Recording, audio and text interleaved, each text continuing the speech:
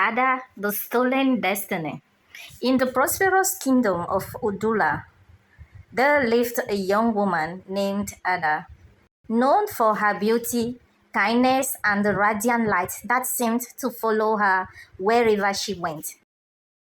Her deep brown skin glowed under the sun, her eyes sparkled like the stars, and her long, intricate braided hair was adorned with golden beads. Everyone admired her, but none more than Prince Oko, the heir of the throne. Their love was pure and destined, and when he proposed to her, the kingdom rejoiced.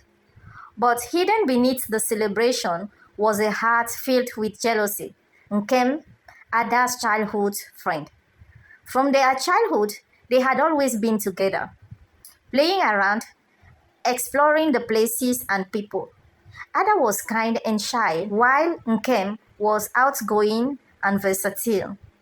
When she noticed that though Ada was introvert, she would attract any young man attention, she got jealous. Things got worse when the prince proposed to her. From that day on, her feelings twisted. She had always envied Ada, secretly wishing for her beauty, her grace, and now her future as a queen. But now all she wanted was to ruin her best friend's life. The seed of jealousy grew into something darker, something sinister. One evening, just before the wedding, Nkem presented Ada with a gift, a mysterious black necklace. Here, this will protect you and make you even more beautiful on your wedding day, she said, forcing a warm smile.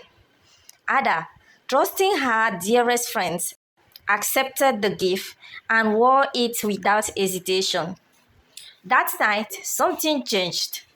Ada awoke feeling weak, drained, and cold. As the celebration came closer, her condition worsened. When she looked into her mirror, she gasped. Her once glowing skin had turned pale, her hair had lost its luster, and her beauty had faded into something lifeless. When she walked into the palace the next morning, whispers filled the halls. Her best friend's visit became rare, and she struggled by herself. Her father, though supportive, couldn't find out an effective solution. At first, she thought that the situation would not last any longer, but she noticed that as things were going on, the prince's interest grew weaker. The prince, once enamored by her presence, now looked at her with confusion. His heart seemed distant, as if a dark veil had clouded his mind. He no longer saw the woman he loved, and doubts crept into his heart. Was she truly the one destined to be his queen? He was also confused about the gossip spread around the palace. In the other hand, Nkem, seeing the effect of her cursed necklace, fanned the flames of doubt. Perhaps this is a sign that Ada was never meant to be queen. She whispered to the council, pretending to be concerned. The whispers turned into rumors, and soon the elders of the kingdom urged the prince to reconsider his engagement. Broken and confused, Prince Oko did the unthinkable. He ended the engagement. The pain in Ada's heart was unbearable. The love of her life had abandoned her. Her kingdom had turned against her, and the one person she had trusted the most had betrayed her. Banished from the palace, Ada wandered into the forest, weeping the once proud daughter of Odula. The once proud daughter of Udula was now a lost soul, alone and abandoned. For days she walked without food, without direction, until she collapsed near the river bank, exhausted and hopeless. But fate had another plans. An old woman with deep tribal markings and piercing eyes found Ada and carried her into a hidden village where the wisdom of the ancients still thrived. The woman, a powerful healer, recognized the curse upon Ada. She placed her hand over the black necklace and whispered, This was never meant to be yours. With a single snap, the necklace broke, and a dark mist escaped from Ada's body. A sudden warmth spread through her. Her skin regained its glow, her hair became radiant once more, and her spirit felt lighter. But healing was not just about breaking the curse, it was about finding her strength again. For weeks, Ada trained under the guidance of the elders. She learned the secrets of inner power, spiritual protection, and the wisdom of her ancestors. She grew stronger, not just in body, but in heart and mind.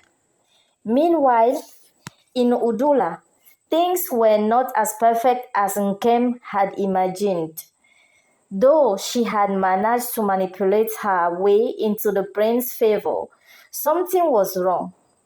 The kingdom suffered, crops began to wither, the people grew restless, and the prince himself felt incomplete, empty, and lost. Every night his dreams were haunted by a feeling of something missing. One evening, as he walked through the palace gardens, he saw a vision of Ada, radiant and powerful, calling to him. The scales fell from his eyes. He gasped as he remembered everything, his love, his promises, and the cruel betrayal Ada had suffered. A wave of regret hit him like thunder. Determined to set things right, Prince Oko left the palace in search of Ada. He traveled through the forest, braving dangers until he reached the secret village, and there she was, stronger, wiser, and more beautiful than ever. When their eyes met, Ada hesitated, her heart torn between love and pain. But as the prince fell to his knees, tears streaming down his face, begging for her forgiveness, she felt the sincerity in his heart. Love, true love, cannot be destroyed. It can be lost, broken, but never erased. Together, they returned to Udula. The kingdom, upon seeing Ada, knelt before her, realizing the great mistake they had made. The elders denounced Nkem, who was sent away in disgrace. The prince and Ada were married in the grandest ceremony Udala had ever seen. Dressed in royal gold and emerald, they stood before the kingdom not just as king and queen, but as two souls who had overcome darkness, betrayal, and despair to find their way back to each other. And so, Ada's stolen destiny was restored, proving that no amount of darkness can truly extinguish a light that is meant to shine. The end.